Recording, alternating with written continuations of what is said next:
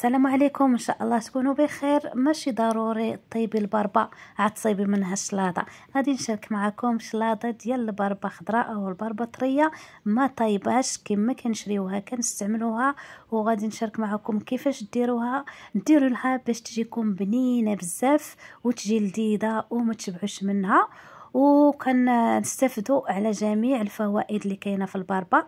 وحتى السلطه لا غادي نشارك معكم سلطه طبيعيه 100%، كتجي منعشه وكتجي لذيذه، وفعلا الا جربتوها اكيد غتحمقوا عليها وتبقاو ديما تصايبوها، حيت كتصايب بسرعه ما كتاخذش الوقت نهائيا. كناخذوا البربه كنغسلوها مزيان وكنقشروها، ومن بعد كنحكوها في الحكاكه تكون رقيقه، ومن بعد ما كنحكوها كنحطوها على جنب، وكناخذوا التفاح كنقشروه بالنسبه للتفاح والبربه على حسب الكميه اللي بغيتو من البربه مع التفاح، راه كيتواتاو وكيجيو لذاذين بزاف. ومن بعد ما كنقشروا التفاح كنحيدوا ليه الزريعه،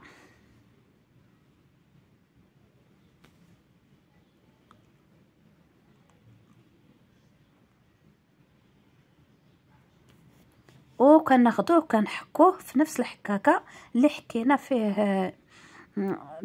فيه البربه او التفاح. ممكن نقطعوه طريفات، والبربه كنحكوها والتفاح نقطعوه طريفات صغارين. كناخذوا الاناء اللي غادي نخلطوا فيه الشلاضه، كنديروا البربه وكنزيدوا التفاح، وكناخذوا الزبيبه والعنب المجفف كنغسلوه وكنقدوه في الماء حتى كيرطب، كنصفيوه وكنمسحوه وكنزيدوه.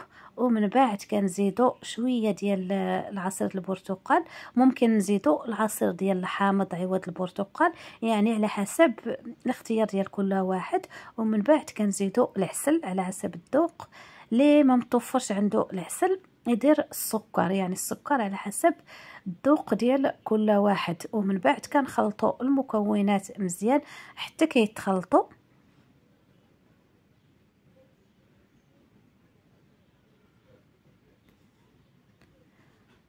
وكناخذوا الشلاضه ديالنا كنديروها في كؤوس التقديم.